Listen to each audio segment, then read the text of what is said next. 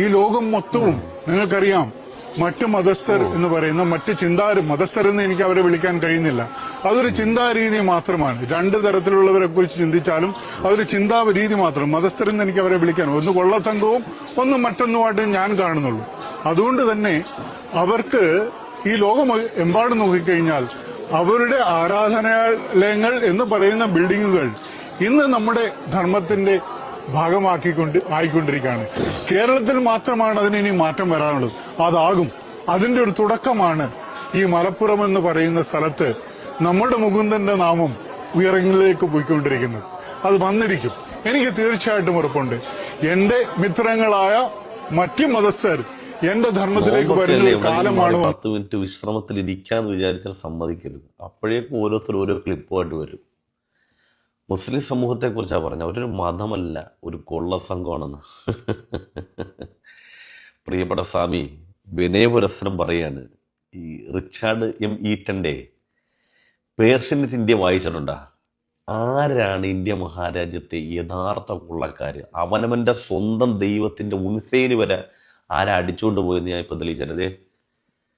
Richard M ഈറ്റൻ്റെ പേർഷ്യനെറ്റ് ഇന്ത്യയാണ്. ഇതിൻ്റെ 31-ാമത്തെ പേജിൽ രസകരമായിട്ട് ആ വിഷയം അവതരിപ്പിക്കുന്നുണ്ട്. ഇന്ത്യൻ ഉപഭൂഖണ്ഡത്തിൻ്റെ തെക്കേ അറ്റത്തുള്ള ചോള സാമ്രാജ്യം 848 മുതൽ 1279 മഹാരാജാവ് രാജേന്ദ്ര ഒന്നാമൻ്റെ ഭരണം. ഇനി ശ്രദ്ധിക്കണം, ഇന്ത്യയുടെ കിഴക്കൻ മേഖലയായ ബംഗാളിലെ പാല സാമ്രാജ്യം 750 മുതൽ 1161 രാജാവ് മഹിപാലയെ കീഴടക്കി. തെക്കുനിന്ന് വന്നവർ ശിവന്റെ വെങ്കലപ്രതിമ കടത്തിക്കൊണ്ടുപോയാണ് വിജയകിരീടം ചൂടിയത്. ശിവന്റെ വെങ്കലപ്രതിമ അടിച്ചുകൊണ്ട് പോയിട്ടാണ് വിജയകിരീടം ചൂടിയത്. മഹിപാല പരിരക്ഷിച്ചു പോന്ന രാജകൊട്ടാര ക്ഷേത്രത്തിലേതായിരുന്നു ഈ വിഗ്രഹം. ദീർഘകാലമായി ഈ പടയോട്ടത്തിനിടെ ഒറീസയിലെ കലിംഗ രാജാവിൽ നിന്ന് ഭൈരവി, കാളി എന്നിവയുടെ വിഗ്രഹങ്ങളും അവർ പിടിച്ചെടുത്തു. പാലരാജാവിൽ നിന്ന് കവർന്ന അമൂല്യരത്നങ്ങൾക്കൊപ്പം ഇവയും ചോള തലസ്ഥാന നഗരിയിലേക്ക് യുദ്ധം മുതലായി കൊണ്ടുപോവുകയും ചെയ്തു. അപ്പോൾ ആരാണ് ഇന്ത്യയുടെ ഭൂതകാലത്ത് കൊള്ളക്കാർ?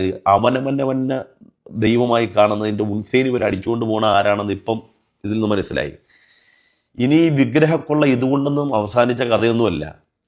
കാശ്മീരിലെ രാജാവായിരുന്ന, ചരിത്രത്തിൻ്റെ താളുകളിൽ ഒരിക്കലും മായ്ക്കപ്പെടാൻ പറ്റാത്ത ഹർഷരാജാവ്, അദ്ദേഹത്തിൻ്റെ സൈന്യാധിപരിൽ ഒരു കാറ്റഗറിയുടെ പേര് ദേവോത്പദന നായകൻ എന്നാണ്.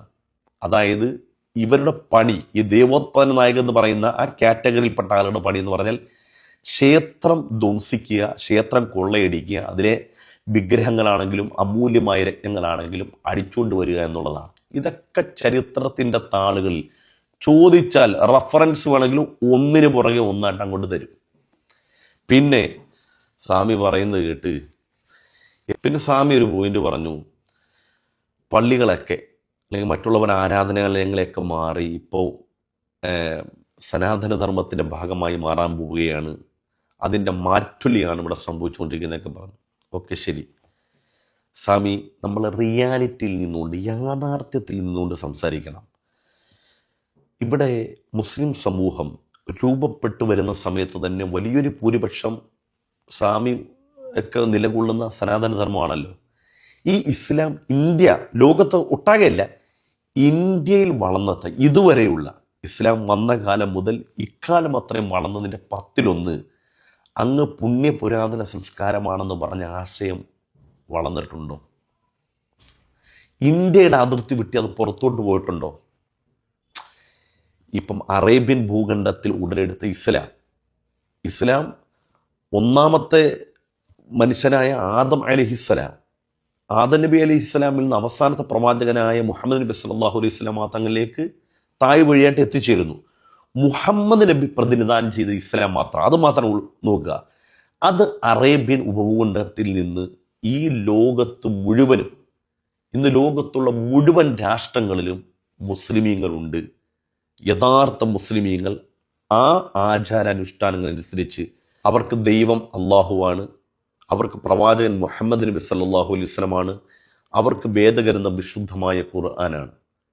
ഇങ്ങനെ ഈ ആശയത്തിൽ ഊന്നി ജീവിക്കുന്ന കോടിക്കണക്കിന് വരുന്ന മനുഷ്യർ, 2 ബില്യൺ മുസ്ലിമീങ്ങൾ ലോകത്തൊട്ടാകെയുണ്ട്.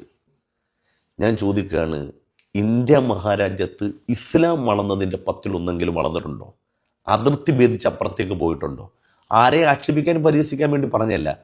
അതുകൊണ്ട് സ്വധർമ്മത്തിലേക്ക് എല്ലാവരും മടങ്ങി വരികയാണെന്ന മിഥ്യാധാരണ പറയുന്നതിനപ്പുറത്ത് ആ പറയുന്ന സമയം കൊണ്ട് ഒന്ന് വീടിൻ്റെ പുറത്തേക്ക് ഇറങ്ങുക, അല്ലെങ്കിൽ കയ്യിലിരിക്കുന്ന മൊബൈൽ ഫോൺ ഒന്ന് സെർച്ച് ചെയ്ത് പരിധി നമ്മുടെ നാടും നഗരവും ആ നാട്ടിലെ വർത്തമാനങ്ങളൊക്കെ ഒന്ന് അറിയുക.